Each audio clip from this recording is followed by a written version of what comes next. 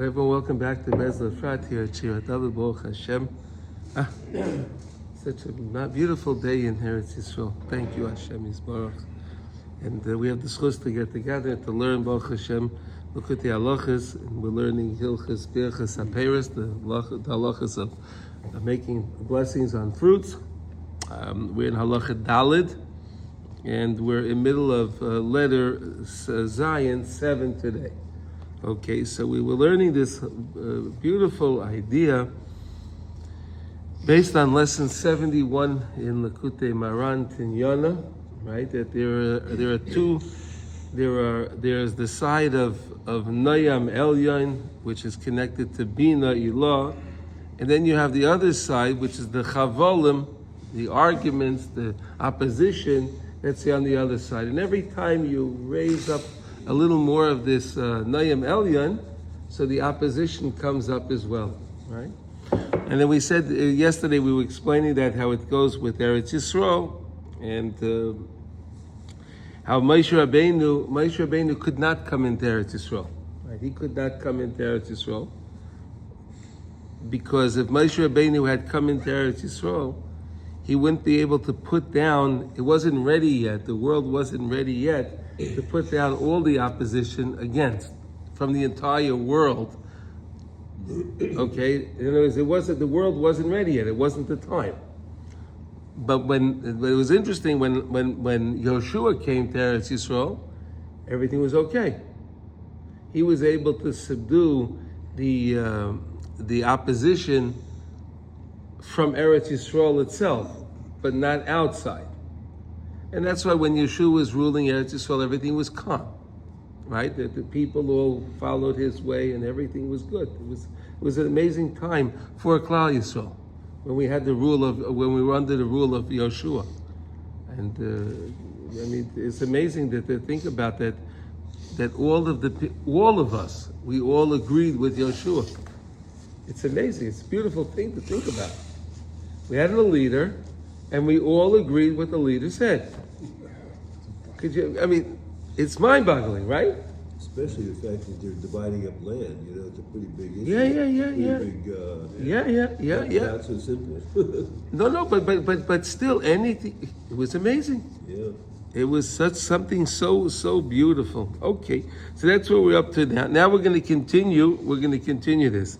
Okay, here we go up to V'zeh sheba sar tzavo Hashem, the Malach Yeshua, and the Malach came to Yeshua v'amar loi, Ata basi.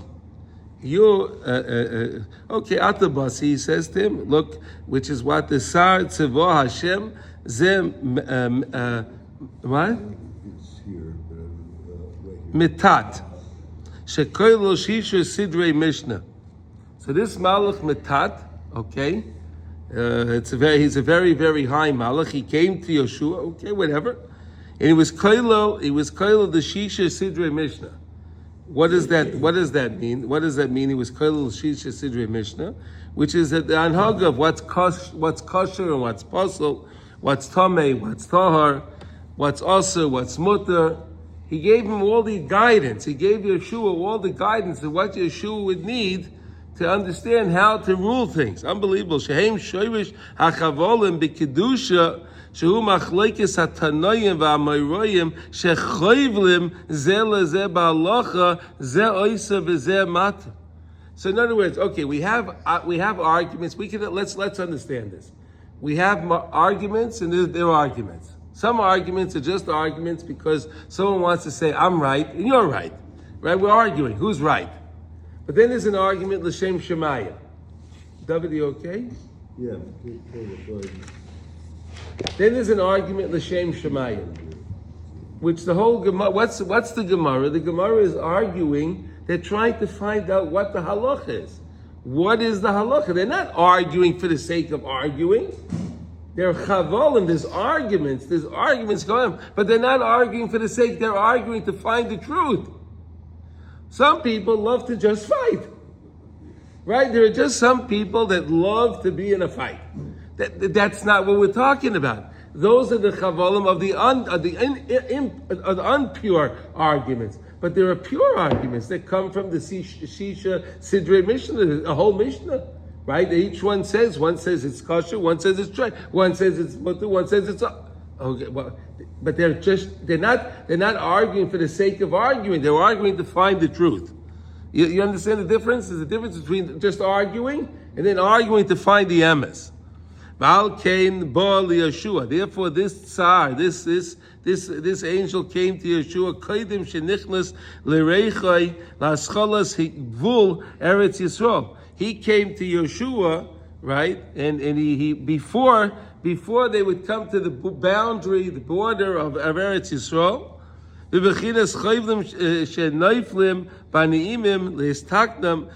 are the chayvlim that fell into the neim. They fell.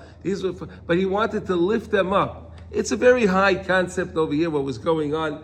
That was really going on behind the scenes. What was going on behind the scenes? What was going on? How was Yeshua able to accomplish this? The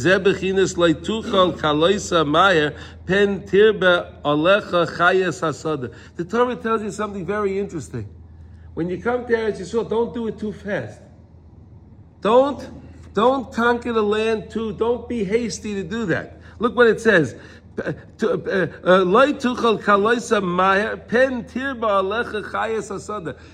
chayas asada will come out. If you conquer too much too quickly, the animals will all come out. We have them today. We have those boar, right? The wild things up north, right? They don't know what to do with them, right? If you conquer things too fast, the Torah tells you it's no good. Ma'at ma'at agarshenu miponecha ad asher tifra v'nachalta es haaretz. The Torah goes on to say in Devarim, ma'at ma'at, you do it quickly. Be megar, you get rid of the 7 nations that are there, but don't do it fast. Do it slowly and methodically. Don't just get rid of them too fast. Take your time in doing it. And then you will have the land. There'll be a nachla if you do it in the right way. The Torah is teaching us you can't do it too fast. Again, Rav Nosson is teaching us this also because, again, Moshe Rabbeinu wanted to come to Eretz Yisroel, but it wasn't the time yet. It wasn't yet the time. Yeshua is coming because he's preparing to be able to come into Eretz Yisroel the right way, to be able to conquer things in that special way. All right, anyway. Now, we're not going to get rid of them in 1 year. The land is so holy, and you have to recapture. You have to capture the holiness. So you can't get rid of them too fast, and then transform the land. You have to do it in a very, very, a very steady way, in a methodical way, in order to be able to be successful. You want to say something, David? No, I'm saying you're going a little fast in Gaza, so I would say they're not going to be successful. No, that was already, we conquered it. Yeah. They took it back. Here we're talking. No, here. Okay, again, David. This is also the initial. We're talking about the initial one. Now they don't have to conquer it. They just bomb them and just get rid of them. They're all whatever. Okay, well, let's not get started. Ligore shara sheba choivlim shehem bechinas ha'amim va'klipos ha'moinim Eretz Yisroel. All of those guys that are preventing us from coming to Eretz Yisroel. And we talked about it. All of those people outside of Eretz Yisrael that say it's no good to live there. It's no good. There's a war, another war. There's going to be a war. There may be a war. There was a war. All of that stuff, right? Ligorsha ma'at ma'at ki ein koyach letakin ha'choivlim be'abebas achas. You can't do it in one shot. You can't do it in one foul swoop. You're going to do it methodically, and again you get rid of them, and you cleanse the land, and so on. Then it'll be successful. Take out the toiv that was in there. We know that everything in the world that exists, it exists because there's a spark of elikus inside of it. There's godliness in it. Extract the holiness in them, recapture the holiness that's in them, and then you'll be able to be successful in conquering the land. It's amazing, right? Sheyuchlo B'noyam, you'll be able to with the noyam elyon v'hara yipol v'yizbatel. If you use the noyam elyon, again, when we're learning this in Hilchas Birchas HaPeres, when you take out a fruit and you make the bracha on the fruit, and you realize that there's noyam elyon in the fruit, the special that's coming, that all the tasty things that are from in the world come from the place of noyam elyon, all tasty things, and you make that bracha. So when you're doing that, what you're doing is you're connecting back to the Noyam Elyon. You can actually subdue all of the chayvla, all of these guys that are opposing Eretz Yisroel around by us making our brachas. It's fascinating that we can do that. Ve'ein banu koyach lezeh ki im ma'at ma'at. Laham shekedushas had Noyam ma'at ma'at. You can take the kedushas and Noyam slowly. Don't take too much at a time. It won't work. It's too overpowering. Okefi kedushas hanayim teniska lahamshik k'may kain nistakein hachoivlim v'nigoresh es hara shebehem bebechinas ma'at ma'at agashenu ad asher tifrach v'nachalta es aretz. Okay, so that's basically, listen, this is the way it works with anything in life. You want to take on mitzvahs. You can't take on everything at one time. It won't work. You have to do things always in a system. You have to gradually advance. You can't do things too fast. If you try to do things too fast, you get burnt out. It's not going to work, right? Even if we know if a Baal Tshuva wants to, let's say, he comes and he wants to keep Shabbos. So you don't tell him all the lamed tes malachas and the avos and the tol. It's not going to work. He's not going to be able to do it. So you tell him, okay, this week, so you won't, you'll turn off the TV. You won't watch TV this week, or you'll watch TV only for 3 hours instead of whatever. And then next week we'll get rid of it, and then so on. You do it gradually, and then they'll be successful, right? You heard that right before? I've seen that many times myself. And does it work? Absolutely like that. Yeah. If the guy takes something on himself too much right away, very soon after, he falls away. Yeah, falls. They can't handle it. They can't handle it. So that's the same idea. When we were conquering Eretz Yisroel, we took on too much at one time without extracting the holiness from there. So then you have the tumah with it, so then it's going to overtake us. That's why the Torah is so smart, the way the Torah is telling us, do it in a slow way. Not that you need to take time, but process it. Remove the kedusha from there, get rid of the junk. Get rid of the junk. Don't take the junk in. That was the mistake that we made with the Erev Rav. We took the junk in with us, right? Or whatever. This week's parsha, right? We took the Erev Rav, went out with us. Olu min haaretz. Yeah, all right. Okay. V'tiskeh lekabolas kedushas hadnaya misham v'lod the kedusha bechinas ad asher tifra boaz v'nachalta es haaretz shetiskeh linchol v'lirash Eretz shebikdushasa min Noyam Elyon, because the holiness all comes from the Noyam Elyon, the sweetness of living in the land that we feel. Right? We live in Eretz Yisroel. We feel the delight to live over here. Where's that? It comes from the Noyam Elyon. Right? It all comes from the Noyam Elyon. But you have to do it in a gradual way. His garbers his garbers shem is gaber abal dover bechol pam yoisal kol mi sheroitze lichnois lavodas Hashem Yisborach. And that's why the Yetzer Hara, anyone that wants to start to serve Hashem, the Yetzer Hara attacks him, because again he's going to connect. Serving Hashem is connecting to the Noyam Elyon, right? Serving Hashem is connecting to Noyam Elyon. Now the other Baal Dava is going to be opposition on the other side. Oh, wait a second. I'm not letting you go. You're on my side. I'm not going to let you go. And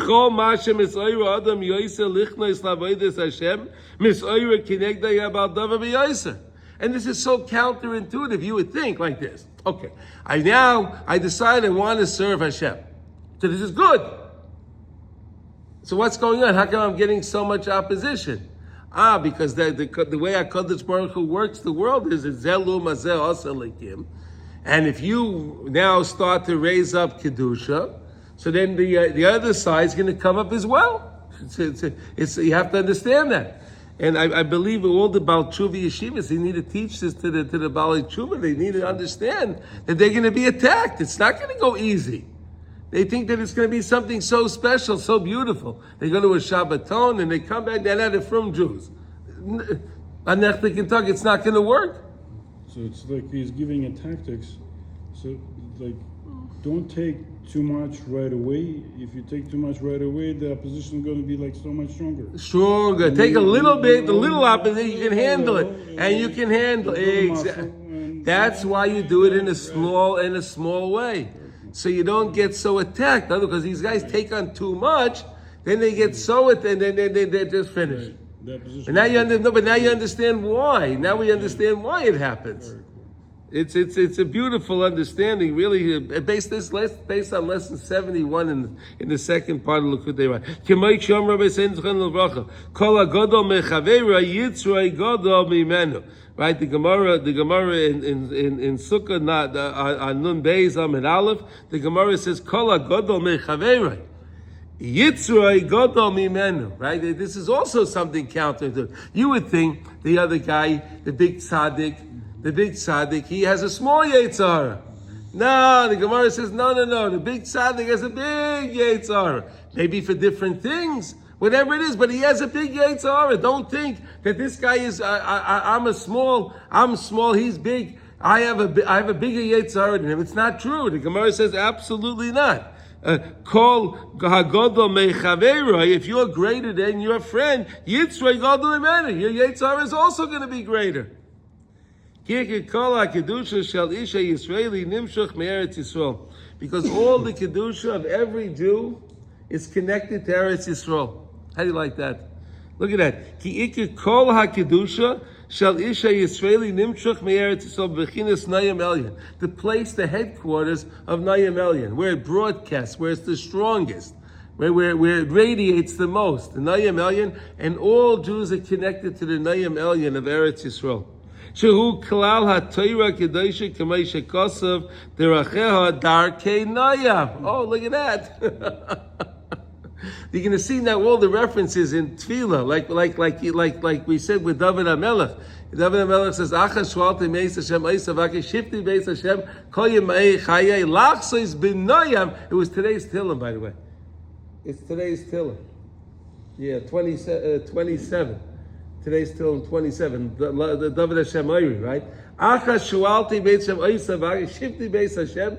Kol Yemei Chai. I want to be in the house of Hashem. Kol Yemei Chai. Lachsois b'noyam Hashem. I want to gaze and dwell in the noyam, in the imus of Hashem. Now we understand what that means. He wants to feel the Torah. He wants to feel the land. He wants to feel the Klal Yisrael, the neimus of Eretz Yisrael. That's what he was trying to do. And the Torah is Darchei Darkei Noyam. Valkin kol masha adam roitze lichnois el kedusha yoisa oz nimchach olav kedushas Eretz Yisroel kedushas hanayim elyon b'yoisa.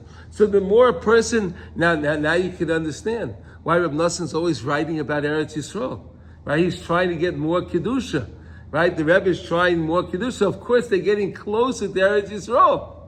The more what's a good indicator for somebody wherever they are around the world?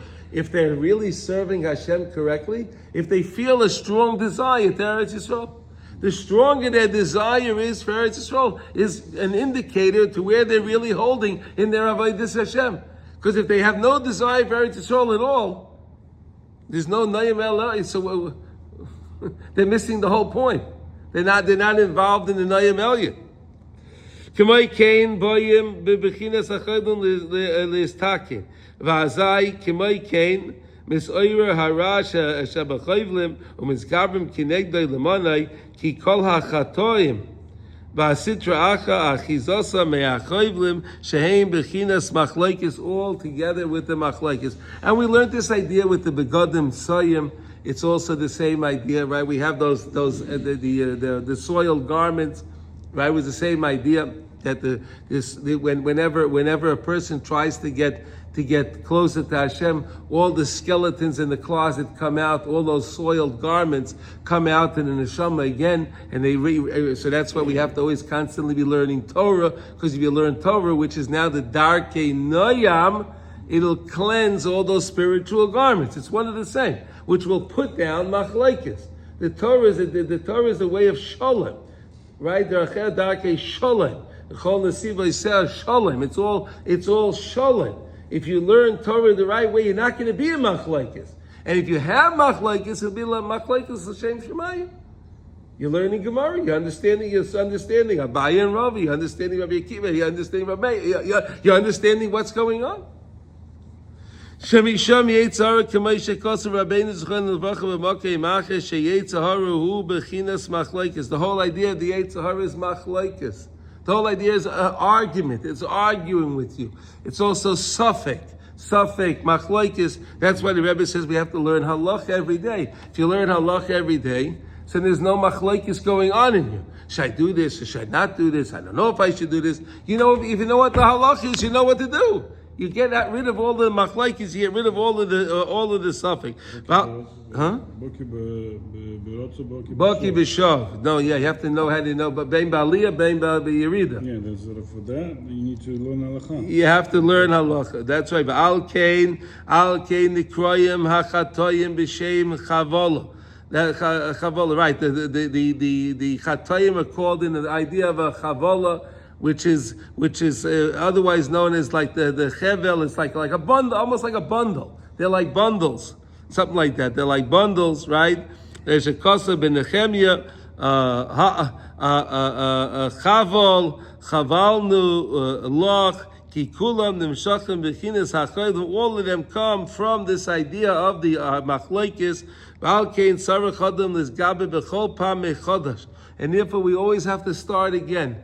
Like we started Likutey Halachos, we learned Hilchos Hashkama Shabayka, right? To understand every day, Hamechadesh Betuvay B'chol Yom Tamid Maaseh Bereishis.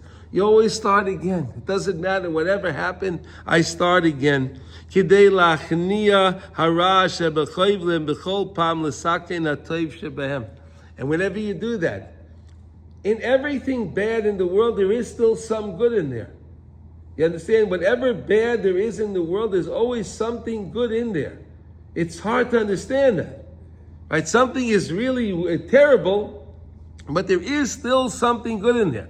They say that in every lie there's a truth, right? In every lie there's some truth. That's the goodness in the lie. There's something true in the lie. You ever hear that before? Right? In every lie there's some truth. Why is there truth in it? Because there's something good in even something bad like a lie. You know, as we know, the shorish of everything is good. Yeah. Hashem is the root of everything. So that any bad is also rooted. Yeah. L'sakein ha'tov shebehem u'lahapech ha'chayvlim lebechinas nayam, to change the idea of the argument to make it into nayam. Sheyiyu kol. Watch your chair today. Oh, you got a good chair. Yes, yeah. Sheyiyu kol ha'moichin lebechinas moichin shel Eretz Yisroel. That the mind should be connected again to Eretz Yisroel. We said in Eretz Yisroel is where we have the place of sweetness and we have the place of non-argument. But you'll say to me, but there is argument in Eretz Yisroel. That comes from the 1 second. No, but where's that coming from? Because Nayim Elyon also goes outside of Eretz Yisroel. And then when that comes in, so our Nayim Elyon gets infected with the external arguments of the outside world. Right, and again, the problem here is our government wants to be like the rest of the world. They don't realize that we're separate from the rest of the world, right? They don't realize all the Arab neighbors, they do things their way. They have their own laws and they do their own things. No, but we have to be like the rest of the world. And that's where all the arguments come from. Hashem, please protect us. Really, spare us from that. Spare us from it. That's the way the true chachma is. That's where the true chachma is. This is something so beautiful to understand Moshe Rabbeinu and why Moshe Rabbeinu had to say lama hara lama zeh. Why did you do bad to this nation? And therefore, HaKadosh Baruch Hu, like we learned yesterday, then HaKadosh Baruch Hu said to Moshe that he said such words, right? Ma'oz basi al paroi, right? Ma'oz basi al paroi. That time you sent me to Paroi, right? From the Maisa with the snare by the burning bush, you sent me to Paroi. Now they have to make their own bricks. Now they have to make their own bricks, right? This is not good. So HaKadosh Baruch Hu told him at that time, you only can, what I do is only good. Kol ma David Rachmana l'tav Ovid. So it may seem difficult, but really what was Hashem doing? Hashem was making it more difficult for Klal Yisrael. Why? Because we were supposed to be in Mitzrayim for 400 years. So HaKadosh Baruch Hu made the work so much more difficult for us in order to work faster and use up the time in a quicker thing. So really it was a big chesed what Hashem was doing for us. But because of that, Moshe Rabbeinu couldn't go to Eretz Yisroel. He couldn't go into Eretz Yisroel. Perhaps that's the reason why Moshe Rabbeinu had the idea to take the Erev Rav. Because the Erev Rav were really the downfall of everything. The Erev Rav were the ones that instigated us to make the golden calf. It was the Erev Rav. Everyone agrees to that. There's no question. Everyone agrees that it was really the Erev Rav. They were the instigators that caused the golden calf. Okay, and all the problems that we had. Then we learned about the Meraglim. What were they doing? They didn't see the Nayam Elyon of Eretz Yisroel. They just saw the physicality. They didn't see the thing, and they said, "Oh, there's big giants," but they didn't realize, wait, HaKadosh Baruch Hu just got us out of Mitzrayim. This was the world power, and he made a mockery of them, and he got us out. So why didn't they see it? Okay, these are all part of HaKadosh Baruch Hu's ultimate plans. It sounds a little bit like a shtickle, taking off the responsibility. You know, it sounds like Iran. Uh-oh. It's all the instigators. Yeah. The instigators. It's their the terrorists, the rabble rousers. It's them. Yeah. It was all them. It was a plot. It was. Yeah, well, the Erev Rav were a plot. The Erev Rav were really bad guys. They weren't good guys. But Moshe Rabbeinu Moshe Rabbeinu was thinking, look, they want to come with us, and I know that they're sorcerers, and I know that they do witchcraft. I know that they have I know that. But maybe they'll see the greatness of Hashem, and if they come back and they become converts, how great what a kiddush Hashem that'll be in the world. That is a good idea. No, so that was Moshe Rabbeinu's. He had the best intentions. Why didn't it work? But it was too soon. Back to that. Same thing with going into. It was too soon. It was too soon. So meaning even back to this one when Mashiach comes, so they too Erev Rav, they're gonna get. Maybe they'll come back by that time. Yeah, that's the thing. It was too. They could. Everyone can come back, but there's a time for it. So Moshe was that great. He was working that fast. Moshe Rabbeinu wanted so quick to just end. Yes. Amazing. Moshe Rabbeinu, right? Who understands? We can't even understand Okay, let's go to Ches. Okay, let's see Ches. V'zeh shama Moshe achei noida hadavar. So Moshe says achei noida hadavar kisherosh shnei anoshim ivrim nitzim. Perish Rashi, Royani Shehem Reuyim Lekach Liu Begolis. So what happened? Moshe Rabbeinu went out that famous day when he went out. He was 20 years old. He went out of the palace and he saw that there was a Mitzri. He saw that there was a Mitzri that was trying to kill a Jew. So Moshe Rabbeinu looked both ways. Rashi says he looked. Where was he looking? He was looking to see that nothing would come from this Mitzri ever. L'doirei doros. And he said one of the Shemas of Hashem, and the Mitzri died. He buried him in the sand. The next day, Moshe Rabbeinu goes out again, and there's two Jews fighting. Right? Dasam Navim are fighting. So he says, he tells him, hey, why are you hitting a Jew? You're not allowed to do that. You're not allowed to hit a Jew. What are you doing? So he says, so they say to Moshe Rabbeinu, are you going to judge us the same way you judged the Mitzri? Are you going to kill us the same way you killed him? So Moshe Rabbeinu said, I know now. The cat's out of the bag. I know now what was going on. I didn't know. I thought nobody knew. But now that you're telling me, I know already that you guys know. And now I understand. Moshe Rabbeinu says, now I didn't understand, why is Klal Yisroel in Golus? Why are they in this Golus? When Moshe Rabbeinu saw that one Jew picked up his hand to hit another Jew, He says, now I understand. William Leclerc Lies Begolas. Hainu Machma Shero Sheyesh Machlekes BiYisrael. He saw that there's a machlekes, so much so that they were going to hit one another. Not just the machlekes arguing. They were actually going to throw a punch. The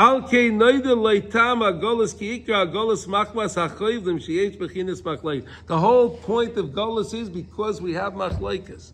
That's why the most important thing is shalom, right? The Kohanim bless us every day. But we bless us with peace, right? We need to have shalom. The main thing is to have shalom, because as long as there's machlekes, you can't have success. I mean, now why are we in a long gullus? Because we can't get along. We don't get along. There's always machlekes.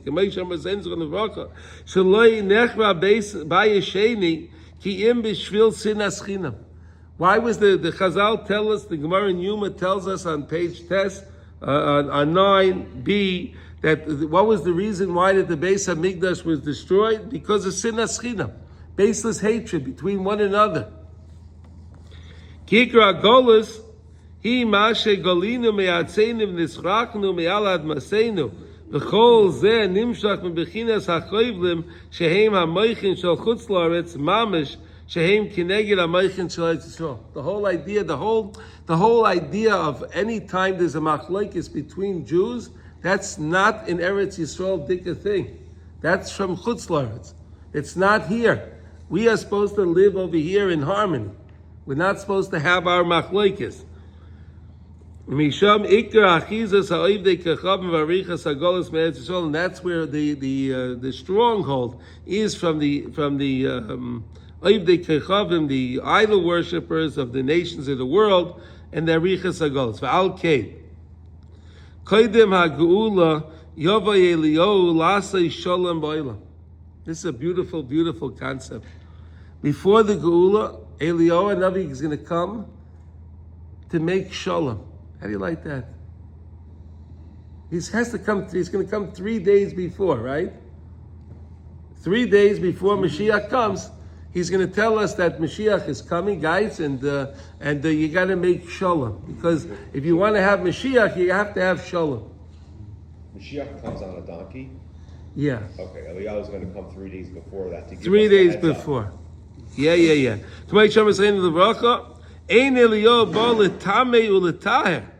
The Gemara in Idia says,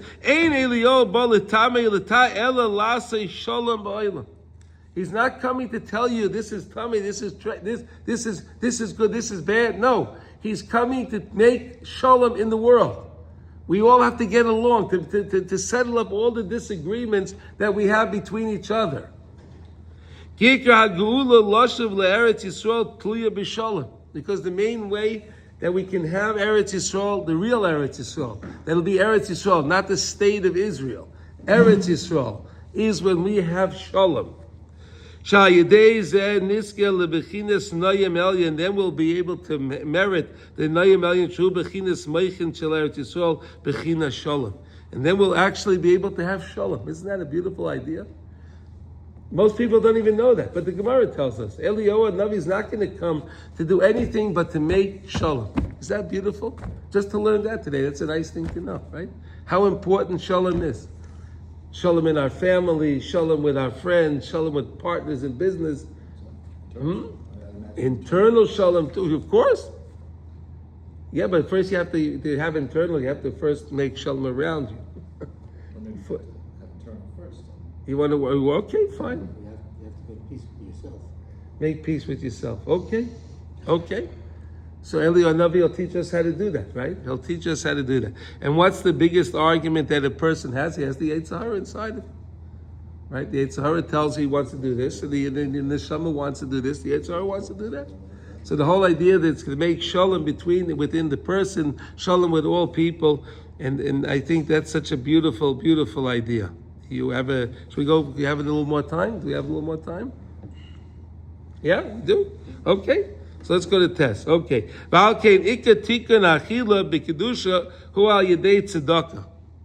Okay. So now Now, okay, now we're switching gears again. Okay, so now based on what? Tasha, we're Tasha, right? Nine. Yeah. Yeah. In lesson 71, Rabbi Nachman says again, giving tzedakah is a way to get rid of the arguments. Giving tzedakah is a way to get rid of arguments. So look what he says. If you want to eat the kedusha, give tzedakah.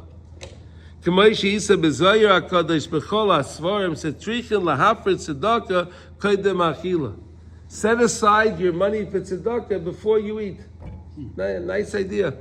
Take out some shekels or dollars, put it aside. This is my money for tzedakah, and then you eat.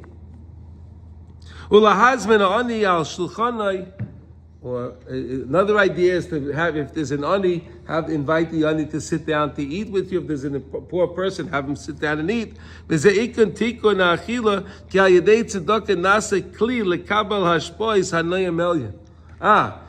again, I want to have a kli to accept this nayam elyon.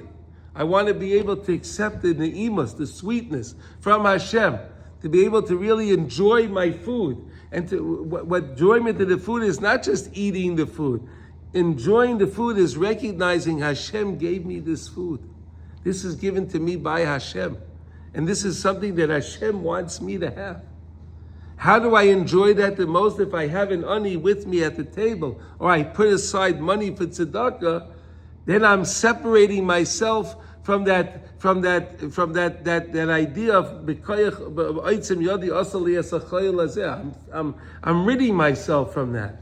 Notice, normally we think I made this money, it's mine, I ate it.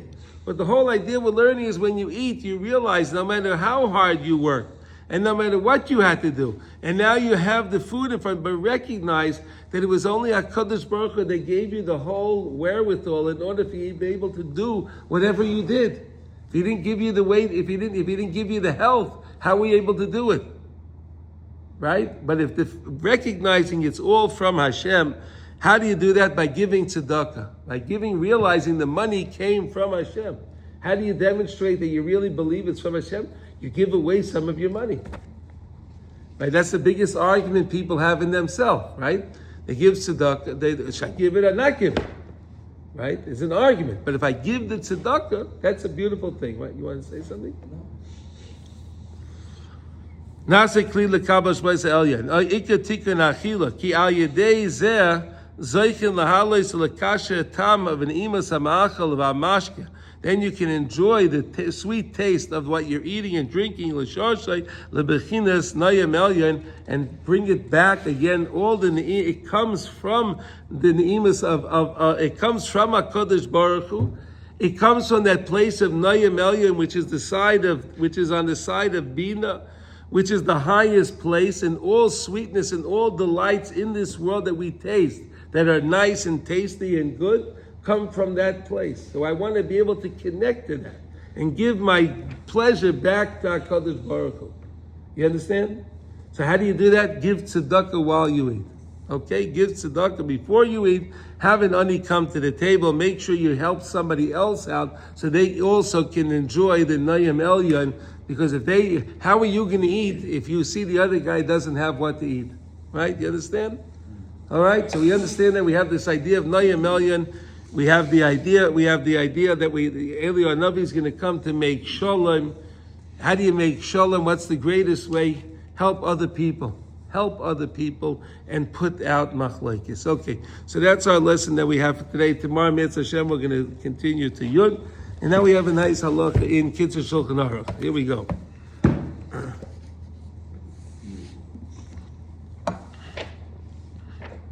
Today we're up to 14, right? Yeah. Okay, here we go. So we're learning Kitzur Shulchan Aruch. We're in the chapter of Shmiras Haguf al Pi HaTeva. How do you stay healthy in a natural way? Right? I guess that's good translation, right? Okay, Yud Dalet. And that's Lamed Beis, so we're in Siman Lamed Beis, and today we're up to Yud Dalet 14. Kfar Amarnu, I told you in Siv Zayin, Ki b'nei Adam einam shavim b'mizgam. I told you already. We already learned that the people don't all have the same metabolisms. They're not equal. People are different. Everyone's different. V'yesh l'chol ish livchor al pi roifim b'macholim hatoivim lefi mizgai b'mekoymai v'shatoi. And each person has to choose. He can speak to his dietitian, his doctor, to advise him what's good for him to eat according to his metabolism, in his place, where he is, where he's living, at the time of the year that it is, and so on, like we learned.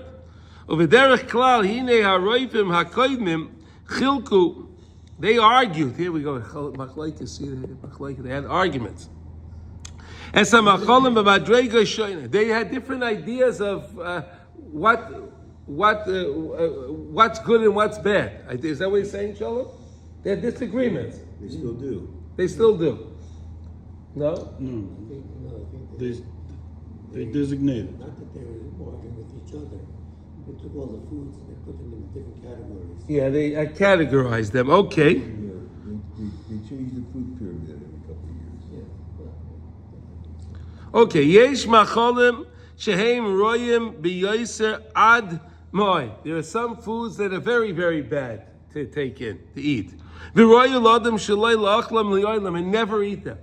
Never eat these foods. Kigoyin. Hadogim hagedolim hameluchim v'ayeshorim. You take aged old fish, salted fish. Big. Huh? Big fish.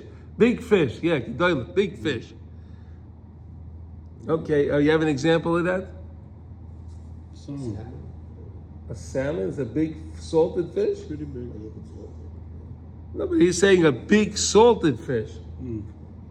Okay, v'agvina hamelucha v'ayeshana, and salty aged cheese. Don't eat that. Uchemeyin upitrios, if you take different kind of mushrooms and what are the other one? Those are like the fancy mushrooms. Truffles. There we go. Yeah. Ubasar mulach hayoshan, aged salted meat. Today people like to get aged meat. Jerk. It's against Jerk. salt and it's against age. What? Aged. Age and salt. Yeah. Also Aged and cheese. salt. No good. So cheese can- No good.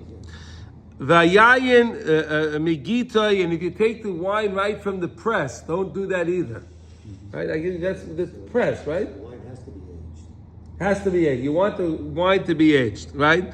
V'atafshel sheshoa ad shenir defreichai, or you let the thing stay around till it started to stink. The food has a bad smell to it. Of course, we know that. V'chein kol machol shereichai roa oy mar b'yoser, anything that has a bad taste or smell to it. Hareyu leguf k'moi samoves, it's like a poison to the body. So I guess if you smell something isn't good, don't take that in because it's poison to the body. Okay, that's what we understand, right? Okay. Some cheeses like that. What? There's some cheeses like that. So don't take them. Yeah. If they stink, don't eat it. The cheeses stink so much that there's a law in Switzerland that you cannot take it into public transport. It's very smelly. Wow. What's that? What kind of cheese? It's kind of a camembert, like one of those, but it smells so bad that it's. And they it's like against it, and they buy it. Yeah, it's against the Okay. law to take it. Limburger used to smell bad. Have you ever heard that cheese? Limburger cheese? No. Very bad smell. V'yesh macholim shehem royim aval einam k'maya rishonim lara. There are other foods. They're not as bad. They're bad, but they're not as bad as the ones we just mentioned. Lefichach royal adam shalei lecha mayem ela ma'at acha yomim harbe. Eat a little bit of them. Okay. V'lo yargel es atzmai liyas mizgai mehem v'lo la'achlam imizgai tamid. Don't eat these things. You eat a little bit of them, fine, but don't eat too much of them. Once in a while. All the right. Kigoyin dogim gedolim ugvina, eating these big fish, or the gvina v'cholav sheshoa acha shenechlav esrim v'arba shois. Or you milk the cow, and the milk stayed around for over 24 hours. It didn't have refrigeration. We don't have to worry about that today, right? Ubasa v'shvarim gedolim v'teyashim gedolim. If you have meat from shvarim, from bulls, big meat, and then you have or goat meat, v'lechem sa'orim v'lechem matzos, or barley bread. He doesn't like barley bread either. V'lechem matzos, and also eating matzah, v'hakruv, v'chotzir, v'abetzalim, v'ashmunim, v'chardal, v'tzinah. So he has cabbage. So no, right, you have cabbage. We have some kind of grasses, greens, v'abetzalim, onions, v'shumim is garlic, right? Chardal is mustard. Vatzinon are radishes, right? Those are radishes, right? Kol elu macholim royim heim. These are not good things to eat. How do you like that? He doesn't like if you eat truffles, don't eat mushrooms. Well, they say a mushroom is a fungus, right? Yeah. Right? So don't eat mushrooms. But again, if you eat some, but don't eat too many of them. Like he says. And I guess it's not bad if you eat some mustard, but don't eat too much, and radishes and all of them like that. You